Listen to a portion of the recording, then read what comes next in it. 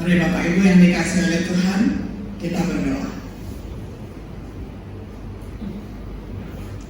Bapa di surga, kami bersyukur dan berterima kasih karena kasih-Mu yang besar dan ajaib menolong kami melalui hari-hari yang Tuhan perkenankan untuk kami masih hidup di muka bumi ini. Kami bersyukur atas kasih karunia Tuhan di hari yang Tuhan kuduskan. Kami bersama-sama dapat beribadah, dapat menyembah Tuhan dalam roh dan kebenaran. Kami bersyukur untuk anugerah Tuhan yang begitu besar ini, sehingga masih memberikan kami kesempatan untuk melayani Tuhan, untuk mengingat akan kebesaran Tuhan, untuk berkarya, untuk berkiprah, untuk memasyurkan nama Tuhan sesuai dengan maksud dan tujuan Tuhan ketika menciptakan kami pribadi demi pribadi. Kami bersyukur ya Tuhan, untuk pagi hari ini kami akan diteguhkan oleh firman-Mu. Kiranya Tuhan saja yang beracara di tengah-tengah ibadah kami. Kami serahkan waktu kami, serahkan setiap diri kami yang akan menjadi pelaku firman. Di dalam nama Tuhan Yesus kami berdoa. Amin. Bapak Ibu yang dikasihi oleh Tuhan, Shalom. Apa kabar semuanya? Baik, luar biasa, puji Tuhan. Senang sekali kembali hari ini kita akan belajar firman Tuhan bersama-sama. Dan kita akan membahas satu tema yang kalau mau dibilang berat bisa diberatkan, kalau mau dibilang ringan bisa diringankan. Nah, jadi tergantung bagaimana cara kita menyimak dan cara membawakan begitu ya. Nah, saya akan membawakan ini sesuai dengan porsi jemaat, karena kalau kita lihat judulnya itu adalah korelasi. Nah, bagi bapak-bapak yang sudah doktor ini mengerti korelasi itu adalah bagian dari metodologi penelitian yang biasanya bersifat kuantitas begitu ya kan. Nah, kalau yang belum pernah menulis tesis, belum pernah menulis skripsi, apalagi disertasi, kadang-kadang berpikir apa sih korelasi gitu ya, apa sih metodologi kuantitatif dan kualitatif. Nah, berat itu kalau udah bicara yang soal ilmiah seperti itu. Nah, tapi kita bisa sederhanakan ini untuk kehidupan praktek kita sebagai jemaat. Kalau kita baca judulnya, korelasi kebangkitan dan misi masa kini, sebenarnya akhirnya kita hanya bisa ambil satu kata yang super simple, yakni hidup. Nah, oleh karena itu kita membaca firman Tuhan dari 1 Korintus 15 ayat 14. Kita membaca, sudah ada di screen ya, saya sudah siapkan untuk kita semua. 1 Korintus 15 ayat yang ke-14. Iya. Kita membaca pada hitungan ke-3. 1, 2, 3. Andai kata Kristus tidak dibangkitkan, sia-sialah pemberitaan kami dan sia-sialah juga kepercayaan kamu. Nah, kita melihat di sini tulisan Rasul Paulus sangat jelas menekankan bahwa jikalau andai kata jikalau seandainya Yesus tidak bangkit, maka sia-sia. Nah, gunanya kita berkumpul di sini. Nah, karena kita percaya akan kebangkitan Tuhan dan Yesus memang faktanya adalah bangkit, ya, dia adalah bangkit dan hidup, maka dia hidup dan kita juga ada hidup di dunia ini dan hidup kekal. Nah, jadi itulah kuncinya kalau kita melihat pembicaraan tentang korelasi antara kebangkitan dan misi masa kini ya. Nah, kita mau memperhatikan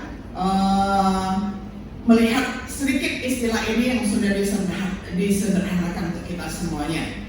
Korelasi itu adalah sebuah hubungan yang selalu ada di setiap titik kehidupan kita. Secara umum, korelasi adalah cara untuk mencari suatu hubungan antara dua variabel.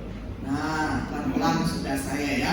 Nah, kemudian di dalam Kamus Besar Bahasa Indonesia ataupun KBBI, arti korelasi ini adalah hubungan timbal balik atau sebab akibat. Nah, jadi ada hidup, ada apa, begitu ya. Jadi ceritanya begitu. Nah, saya memperlihatkan sedikit kalau kita seandainya mau membahas hal yang berat ya di dalam penelitian. Kalau di kampus-kampus ya seperti saya lah ya, yang seorang dosen itu bisa membimbing tesis. Saya sih karena dosen di pasca sarjana, jadi membimbing tesis dan disertasi begitu, ya skripsi dulu-dulunya sudah belasan tahun yang lalu. Nah sekarang setiap tahun bisa membimbing puluhan. Nah itu kerjaannya adalah memikirkan tentang korelasi kalau metodologi penelitiannya itu adalah kuantitatif. Nah tetapi kalau kualitas kita tidak membicarakan tentang korelasi tetapi mendapatkan penemuan-penemuan baru begitu ya. Nah jadi kalau yang kuantitatif biasanya jarang kami gunakan, kami lebih menyukai penelitian kualitatif begitu. Nah kita lihat korelasi, ada 3 gambar di sini. Nilai koefisiensi korelasi yang pertama itu yang naik begitu itu adalah nilai positif. Kalau istilah yang sedang keren-keren dan trendingnya sekarang itu adalah progresif ya, naik begitu ya. Nah, arti progresif itu bisa baik, tetapi kalau dikaitkan dengan suatu ajaran masa kini, Kristen progresif itu tidak baik. Karena apa? Karena dia tidak percaya kepada Alkitab itu absolut tidak salah. Dia percaya Alkitab itu ada salahnya dan expired. Jadi saya nggak usah membahas panjang-panjang, yang jelas saya tidak setuju dengan yang namanya Kristen progresif. Tetapi sebagai seorang percaya, pertumbuhan kita memang harus progresif ya, harus terus meningkat. Nah jadi yang pertama kita melihat nilai positifnya itu adalah yang pertama nilai yang meningkat terus begini. Nah yang di tengah-tengah itu menurun ya, dari titik yang tinggi turun ke bawah, yaitu nilai negatif. Nah gambar yang ketiga itu adalah nilai 0 karena dia linear begitu di tengah-tengah ya, garis 0. Nah jadi sebenarnya yang kita pilih itu adalah yang gambar pertama, yakni nilai positif ya. Nah oke, kita tinggalkan karena kita sudah janji tidak membahas yang berat-berat. Kita membahas firman Tuhan ya, yang tanpa tedeng aling-aling, yang langsung memberitahu kepada kita kalau Yesus tidak bangkit maka apa? Sia-sia, useless, tidak ada gunanya, semuanya tidak ada gunanya. Makanya kita membangun dasar misi Kristen itu sebenarnya dari banyak ayat ya, jadi dari seluruh firman Tuhan, tetapi yang saya pilihkan untuk kita hari ini itu adalah dari 1 Korintus 15 ayat 1 sampai 15, kemudian Markus 16 ayat 7, Yohanes 1 ayat 14 sampai 15, lalu Korintus 15 sampai 17.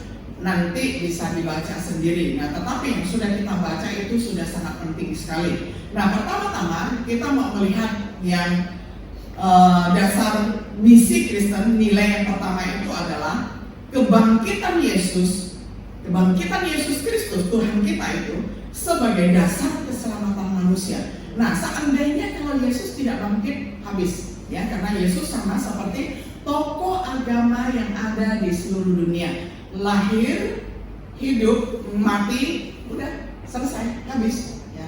Tetapi Yesus yang kita percaya tidak begitu.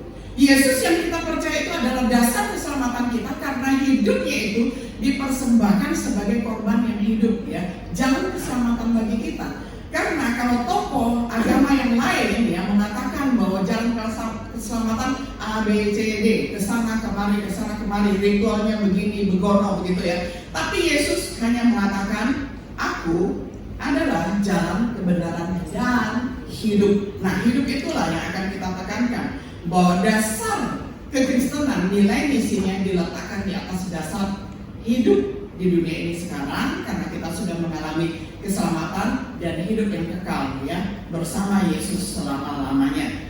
Nah, itulah nilai yang tidak ada di dalam agama yang lain ya, karena Yesus sendiri tidak menunjuk orang lain, dia menunjuk kepada dirinya sendiri. Dia lahir, kemudian bertumbuh dewasa, dia melayani, dia mati bagi kita, kemudian 3 hari kemudian dia bangkit hidup selama-lamanya. Nah, itulah yang menyebabkan kita hidup hari ini, yang menyebabkan kepercayaan kita tidak pernah sia-sia. Nah, yang berikutnya kita lihat kematian Yesus sebagai korban pengganti karena dosa kita. Nah, di dalam bahasa teologinya, korban pengganti ini adalah substitusi. Pengganti itu substitusi. Seperti yang pernah saya sering sekali jelaskan, bahwa Yesus ketika di kayu salib, ketika dia mati, ketika dia menyerahkan selesai, itu artinya dia sebagai korban yang menggantikan kita itu sudah genap, sudah selesai. Karena apa? Karena di salib terlihat sifat kasih dan keadilan Allah itu menyatu. Nah, Yesus kenapa harus mati di situ? Karena dia menggantikan kita. Seharusnya kita lah yang mati, tetapi karena dia mengasihi kita, maka dia mati ganti kita. Kalau kita yang mati, kita tidak akan kita tidak akan memperoleh hidup yang kekal. Ya, kalau kita yang mati di situ ya, tidak ada gunanya kita kalau mati disalibkan. Tapi kalau Yesus yang mati disalibkan, ada nilai yang kekal bagi kita karena dia bangkit pada hari ketiga dan hidup selama-lamanya. Nah, dialah korban yang sempurna. Jadi, saya pernah menjelaskan di mimbar ini juga bahwa kematian di atas kayu salib itu Yesus sebenarnya menebus kita dari Allah, ya. Kenapa dari Allah? Karena Yesus itu murka kepada dosa. Nah, kenapa harus Yesus yang melakukan? Karena dia adalah Allah sendiri. Jadi ketika kalau kesalahan manusia itu tidak dihukum mati, maka hukum Allah itu ambruk, ya. Hukum Allah itu patah, tidak berbicara tentang keadilan lagi. Kenapa? Karena keadilan tidak ditegakkan. Nah, dengan kematian Yesus di atas kayu salib, maka hukum yang patah itu dia tegakkan kembali dengan kematiannya, sehingga yang salah tetap dihukum. Tetapi siapa yang dihukum? Yesus sendiri yang sempurna itu sebagai korban yang hidup. Ya, nah dengan demikian berlaku keadilan dan kasih Allah. Karena Allah adil, maka manusia yang berdosa harus mati. Tetapi yang mati itu Tuhan Yesus sudah gantikan. Nah, karena Allah mengasihi kita, maka melalui Yesus kita tidak perlu mengalami kematian kekal lagi. Ya, kalau kematian biasa masih kita alami, kecuali kalau Yesus datang hari ini kita tidak perlu mati. Ya, nah kalau kematian biasa itu kematian sementara saja. Nanti kita akan dibangkitkan, kita akan hidup selama-lamanya ya. Jadi itulah kegunaannya misi Kristen dilandaskan. Korelasinya, hubungan timbal baliknya antara misi ya dengan antara kebangkitan dan misi itu adalah hidup yang kekal ya.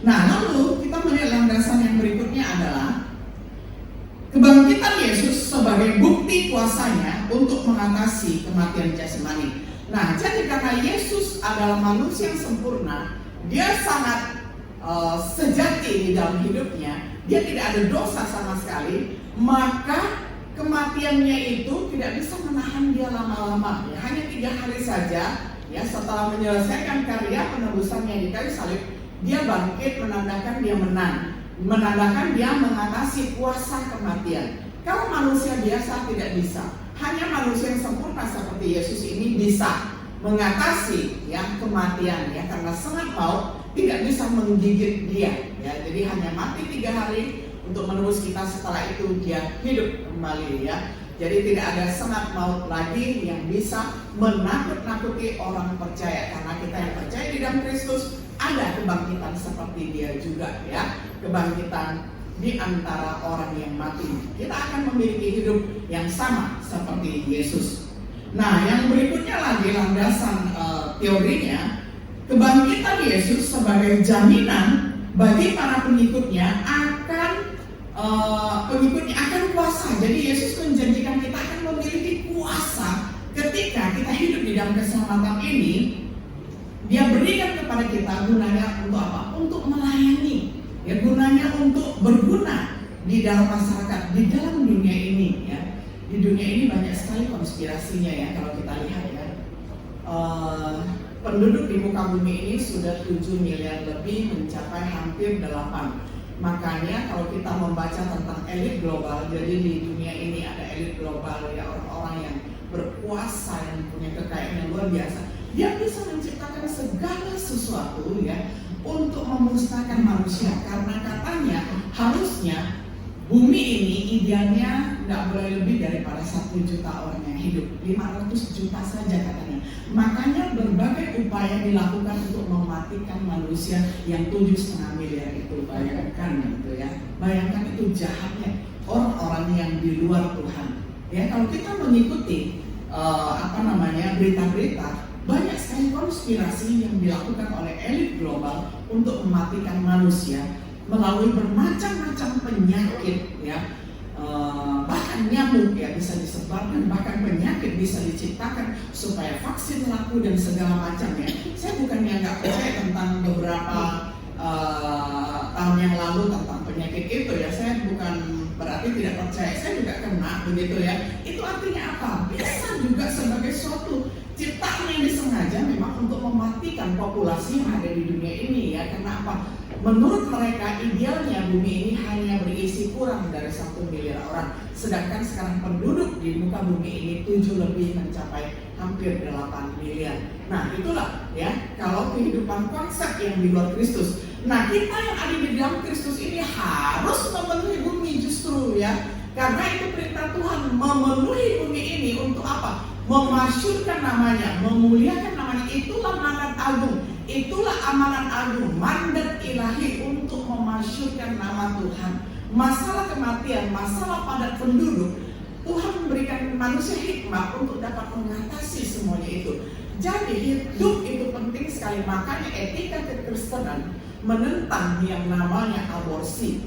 Walaupun misalnya baby itu tidak mempunyai ayah yang resmi misalnya, nggak boleh dimatikan. Itulah ajaran dari kekristenan. Karena apa?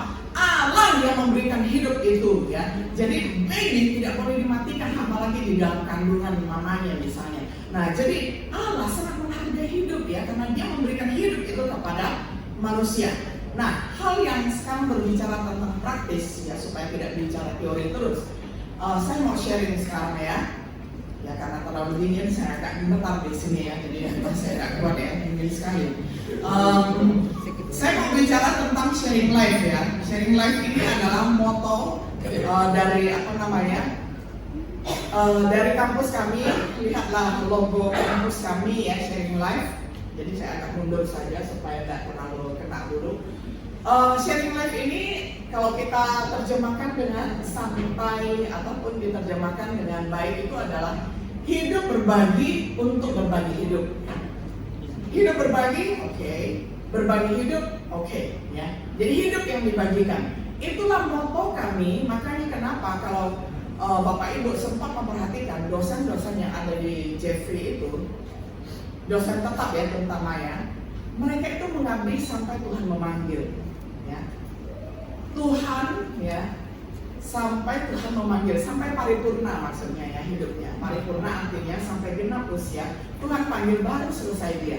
Jadi rata-rata memang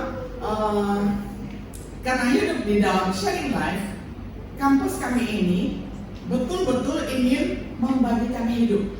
Apa yang bisa kami bagikan? Nah karena kami punya ilmu ya, terutama ilmu teologi begitu dan ilmu praktika, kami tidak pelit ilmu, kami bagikan kepada orang yang membutuhkan. Nah kenapa harus di kampus? Karena kampus itu adalah kumpulan dari mahasiswa yang nanti menjadi pemimpin. Jadi kami berpikir kalau kami memperlengkapi pemimpin, pemimpin itu kalau sudah jadi dia akan melipat gandakan lebih cepat. Misalnya Bu Marta kan mahasiswa STT Jeffrey Jakarta ya. Nah Bu Marta ini katakanlah dia memimpin 200 orang atau memimpin 400 orang misalnya di jemaat sini. Nah berarti kami di kampus sekarang sudah punya alumni hampir 2.000 ya, bayangkan 2.000 kali kalau satu orang memimpin 400 atau satu orang memimpin 1.000, dia sudah bisa menjadi berkat bagi berapa banyak orang. Nah itulah yang menyebabkan kami bertahan terus menjadi dosen, karena kami memperlengkapi pemimpin sehingga pelipat gandaannya itu dahsyat karena tersebar ke seluruh daerah, wilayah, negara, dan dunia begitu. Nah jadi hidup kami yang kami punya, ilmu yang kami punya ini kami bagikan, kami mengabdi sampai tutup mata abadi begitu ya. Itu komitmen kami. Kami tidak akan pindah-pindah pelayanan. Karena apa? Moto yang kami hidupi adalah sharing life, berbagi hidup untuk hidup berbagi. Nah sekarang berbicara tentang berbagi hidup yang lain. Contohnya begini, saya dengar dari teman dosen saya ya. Kalau cerita saya sendiri kan sudah banyak ya, tentang tetangga saya lah yang saya layani dan macam-macam begitu ya, melepaskan santet dan segala macam. Nah sekarang saya bagi pengalaman teman saya. Teman saya ini mempunyai jiwa entrepreneurship ya, dia seorang wirausaha walaupun dia seorang dosen, tapi dia sangat kreatif. Dia mempunyai kebun ya di Cianjur ya, dia tanamin jagung, jadi mempekerjakan warga setempat. Nah kita tahu di sana adalah bukan orang Kristen ya, pekerja-pekerjanya begitu ya, penduduk lokal di situ. Nah tetapi setiap kali kalau dia ke sana, selalu dia ngajak makan bersama ya. Apa yang ada ya, mereka makan bersama. Tidak ada tujuan kristenisasi sama sekali, tetapi hidup yang dibagikan, ya, hidup yang dibagikan. Ketika duduk di tikar, ya, makan bersama, ya, mulailah berkata pegawai-pegawainya yang menggarap jagung, ya, dia heran sekali, apa katanya, tetangga yang lain itu yang menanam jagung rebah semua karena cuaca nggak baik, semuanya mati nggak yang hidup, tapi punya bapak kok subur-subur. Kami capek memanennya ya, jadi kami ini belakangan dapat jagung banyak sekali di kampus. Kenapa? Melimpah ruah yang diusahakannya. Padahal di sekelilingnya semua tanaman punyanya orang lain itu rebah semua karena kena angin, ribut lah, tanah longsor lah. Nah punya dia luar biasa. Nah dari sinilah ya, ketika dia ditanyain, Pak kenapa? Kok punya bapak lain sendiri? Kok subur-subur jagungnya? Kok dahsyat panennya? Nah disinilah teman saya mengatakan, Yesus, Gusti Yesus, dia baik sekali kepada kita, dia peduli kepada kita, dia bisa menjadi tempat sandaran yang hidup. Di sini ada nggak yang kesulitan? Mari saya doakan. Mau loh, semua mau didoakan. Semuanya menceritakan tentang keluarganya yang sulit, tentang keluarganya yang sakit, tentang keluarganya yang sedang bergumul. Nah ini salah satunya, sharing life. Sharing life itu adalah berbagi hidup, untuk hidup berbagi. Apa yang kita punya, kita bagikan tanpa embel-embel mengajak orang menjadi Kristen. Karena label Kristen, agama Kristen tidak membawa seseorang masuk surga. Yang membawa seseorang masuk surga adalah percaya kepada Yesus Kristus. Jadi orang Kristen kalau tidak percaya kepada Yesus belum tentu ya dia masuk surga, pasti tidak masuk surga, ya kan? Tidak ada jaminan surga bagi orang yang tidak menerima Yesus sebagai juru selamat. Jadi ketika kita pergi bermisi, pergi penginjilan, bukan menginginkan orang menjadi Kristen, tetapi menginginkan orang mengenal siapa Yesus Kristus, siapa juru selamat itu. Nah itulah berbagi hidup ya, mulai dari keluarga kita. Keluarga kita perlu diinjili nggak? Perlu. Karena apa? Karena selama ini ada yang Kristen keturunan, Kristen warisan, dia nggak mengerti tentang siapa Yesus. Jadi harus diajarin sejak kecil. Yang dewasa perlu juga diteguhkan ya. Kemudian kalau semuanya sudah oke, baru kita melayani lagi ya tetangga kita, melayani lagi masyarakat yang lebih luas, melayani lagi orang yang lebih banyak gitu ya. Jadi dimanapun berada kita sharing life.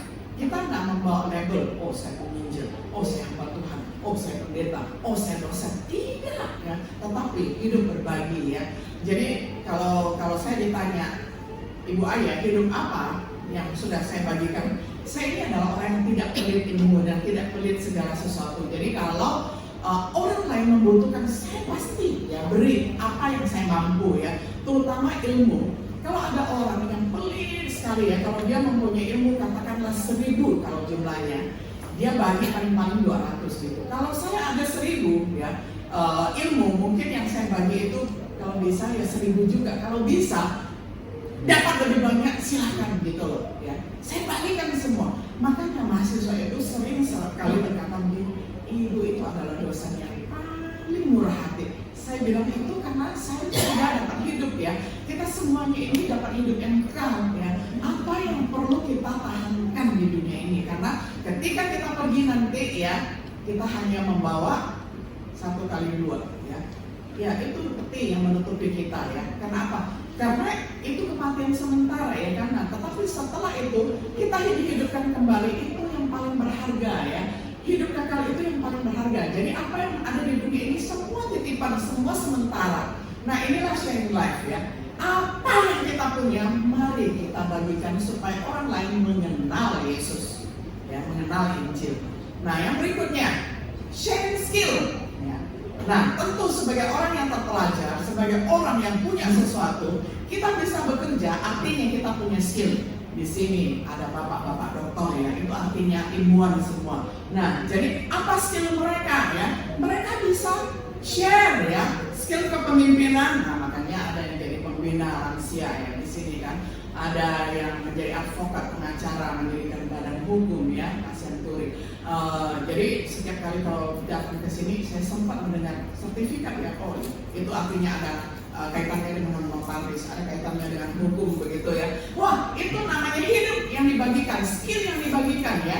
Kita butuh layanan hukum, kita butuh layanan kesehatan, kita butuh layanan sosial. Ya makanya bansos itu kan sangat terkenal karena semua orang, apalagi sekarang zaman perang begitu ya, nilai rupiah juga anjlok, semua orang kesulitan, jadi butuh bansos.